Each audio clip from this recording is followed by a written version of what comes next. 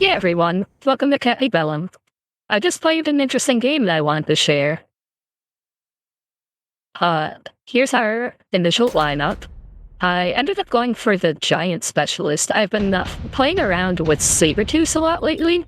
I end up not using them too often in this match, but I have really been enjoying pairing them with Wraiths.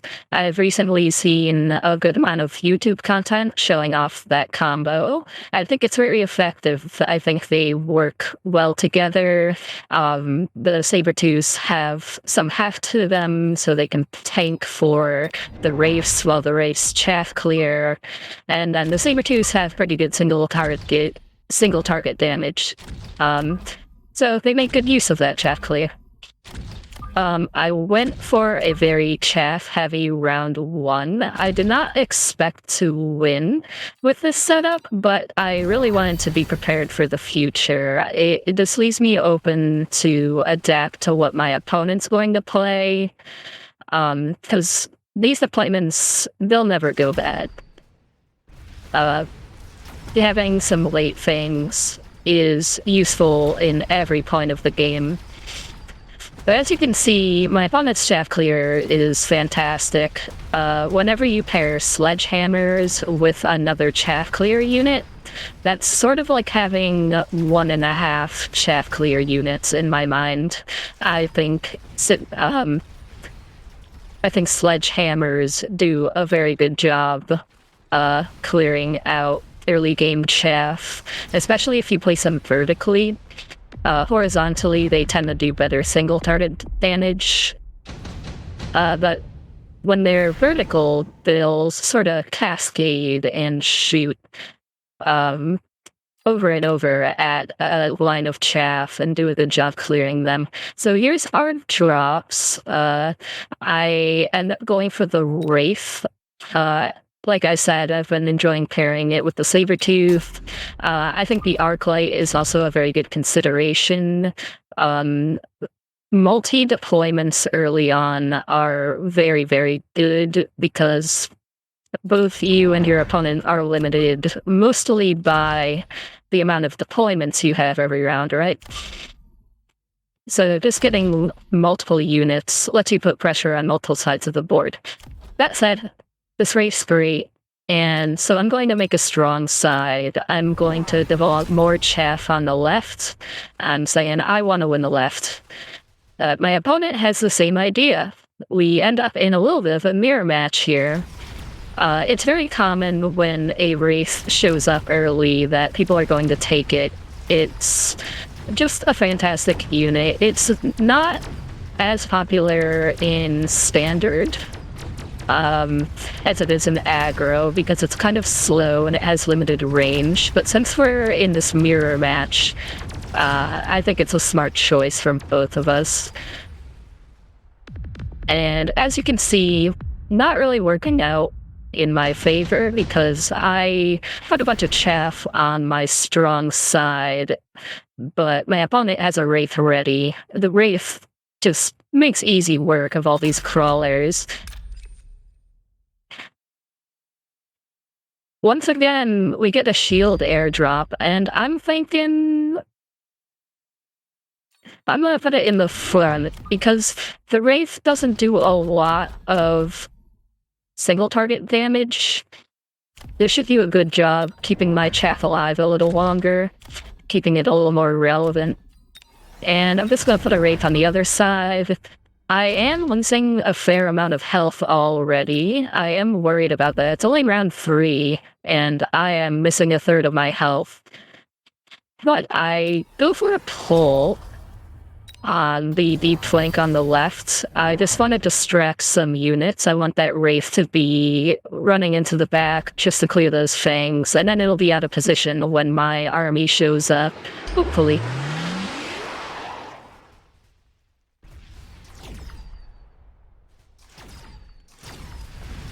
The Sabertooths, despite my opponent not having much chaff, the Sabertooths aren't really getting very good hits. Killing a hound or 2 just isn't very impressive with how long it takes to fire. And with my opponent's level 2 marksman so early, its large health pool isn't being leveraged very well. I think I definitely could consider selling these saber-tooths to diversify my composition, try to make something a little more effective. And that's something I need to work on as a player, is learning to sell a little more early. It's a bit of a rough punish here that my opponent gets to clear this shield. If my saber-tooth were to just move out of that shield, it might survive that round, and then we'd be in a pretty good spot. Down to half health now, and we have barely touched our opponent, so we have a long game ahead of us if we're going to win.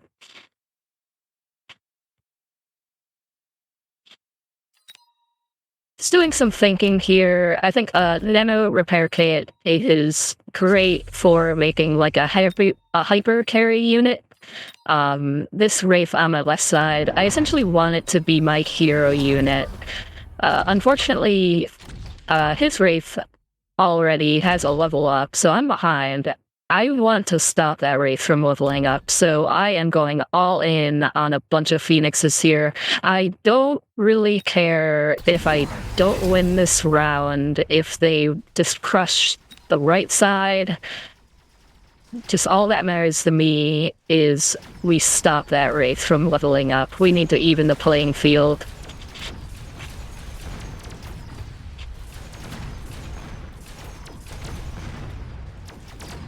Now, these level 1 hounds that my opponent has, they're doing a good job clearing out these crawlers due to the amount that he has, and once those hounds level up, it's going to be even worse, because level 2 hounds one-shot level 1 crawlers, and that can be very brutal. The Nano Repair Kit here, doing a great job. And we killed that Wraith, that's what I wanted. We're still taking damage, but I consider that a decent success for that round. I sort of completed the objective I'm going for, and now we can figure out a battle plan. I think the cards were very lucky for me. This intensive training really bailed me out of this level disadvantage. Now at this level 3 Wraith, we can start going on the offensive. My opponent doesn't have crawlers, so I'm really enjoying having these Phoenixes. Every shot is killing, at worst, a hound. That's pretty good. Hounds were a serious threat, so I just get more Phoenixes. I'm always happy to mass Phoenixes if they're being effective, because if they get shut out later and you have a lot of them, you can always grab that revival tech and create sort of a new threat for them to have to think about. And you can throw like one Phoenix on a flank or patrol it in the back using a mobile beacon to ensure that some revive. There's a lot of cool plays you can do. So, now that my health is getting low, I really want to start spending money on the rockets every round. My opponent's pretty vulnerable to rockets. 50 supply to give me a better shot at winning these rounds is very valuable. And you'll see I'm already borrowing money and I'm grabbing the temporary buffs every round because I'm really on the back foot. I need to be winning some rounds now.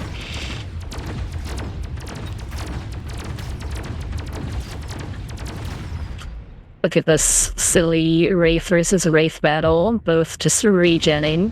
Thanks to his blue man there, he comes out on top.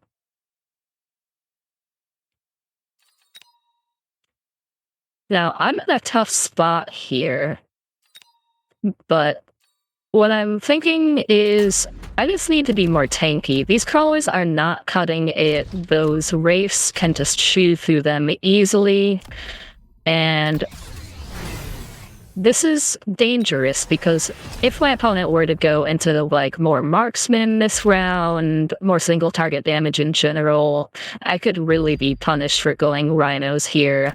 But I need to make a play. some of this game's a little bit like betting. Like, I'm assuming my opponent won't expect me to take these rhinos, and so they will probably work for at least one round, you know? And that's what I'm looking for in this sort of bad position. I'm going to diversify when my chaff comes in. I'm going to get another layer of crawlers in the back.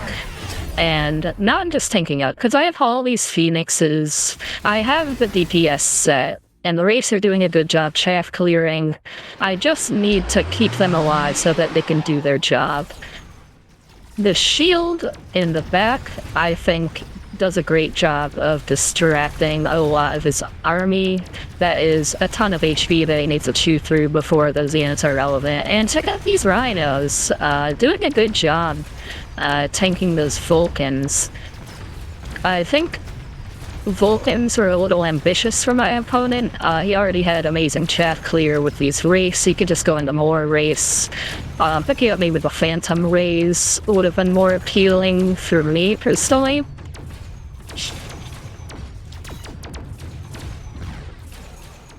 That said, I do have a ton of crawlers, so it's not like Vulcans are useless. And here we go, we're finally getting around, just barely.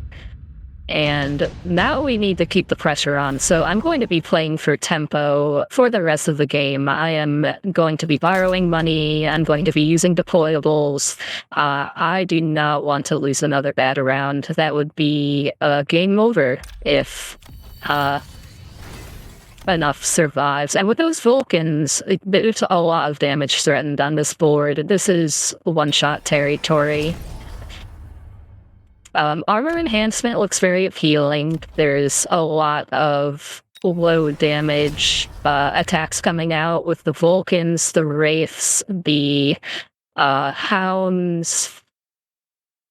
I would be very scared of something like a Melter or a Hacker. But my opponent seems pretty committed to this army so far. And so I'm going to try and clear the way for these rhinos to get in there. I set up another level 2 Wraith in the middle to try and help clear this chaff. And I got these Void Eyes here, because I was thinking, you know, what can I grit for 150? And the free tech on a Void Eyes, a very inexpensive way to add, like, a DPS support unit to this new Wraith that I bought. I think the Void Eye is a very interesting unit. A lot of people are down on it because it has a rough time carrying. It's not a unit that you can successfully hard commit to very often, like a lot of other units in the game.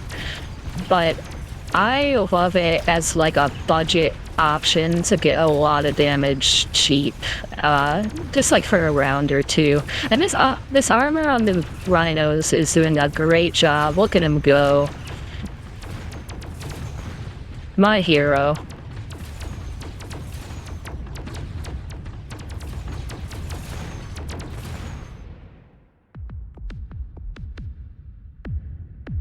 And we're starting to turn things around. The board is looking better and better for us, and now we need to really be careful of counters to our rhino.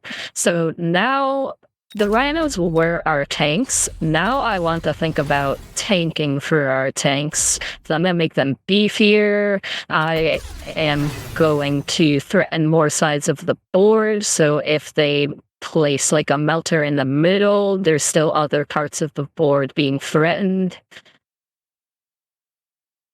And I'm also making sure to level up my Phoenixes as much as I can. Their damage is very important against those Vulcans, against those Wraiths, against that nano repair that my opponent has. Thankfully, I am outranging their Wraiths. They opted for the multi-shot tech, and I think that's in my favor for my Wraiths to be a little further from the battle. And I decided to go for more rhinos. I don't think my opponent would expect this very much, and they will do a good job being a distraction for a while. I need to buy time for my phoenixes to get shots off, essentially. And I go for more missiles. These missiles, I think, do a great job. That right one in particular, got level 2 hounds, got a bunch of crawlers, got a marksman. And now these rhinos are starting to melt noticeably faster. Thankfully, we got more of them to try and mitigate that.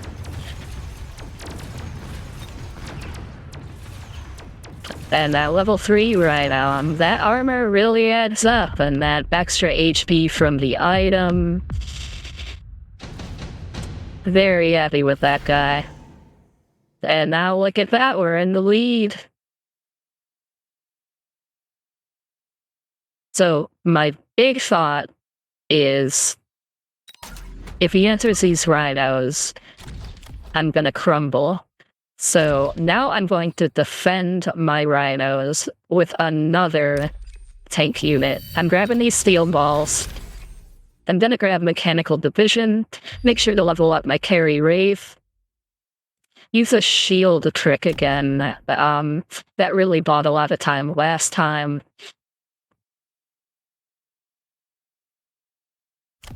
I'm also very scared that my opponent will grab these level 4 steel balls himself. They would be a great answer to these rhinos. Grabbing the temporary bus. Considering upgrading this Wraith. This Wraith is basically just chaff clear, so it doesn't need to level up. I already have my level 5 carry Wraith. I'm sure to put the higher level balls in the back so that the front balls can tank for the stronger balls, which tank for the rhinos, which tank for the Wraiths, which tank for the phoenixes. And I'm just going to keep going for these rockets. My opponent is not respecting them. They're getting a lot of value every round. And a very good answer to these rhinos with these mass level 3 fortresses. They do a ton of damage. They can really melt rhinos. But thanks to the power of Steel Ball, their massive HP pool isn't as threatening as it would be otherwise.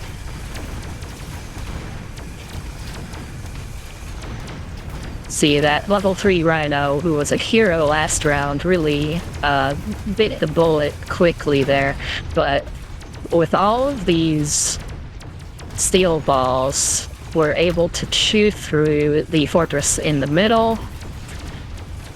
The fortress on the left is starting to get chipped out by our carry Wraith. And with taking that tower, that's a nice little comeback game right there. Good manners from my opponent. I always love that. I think my opponent played well. This was a really fun game. Thank you for the fun Capybellum, and thanks for watching Capybellum. I'll hit you next time with another video, and thanks for watching.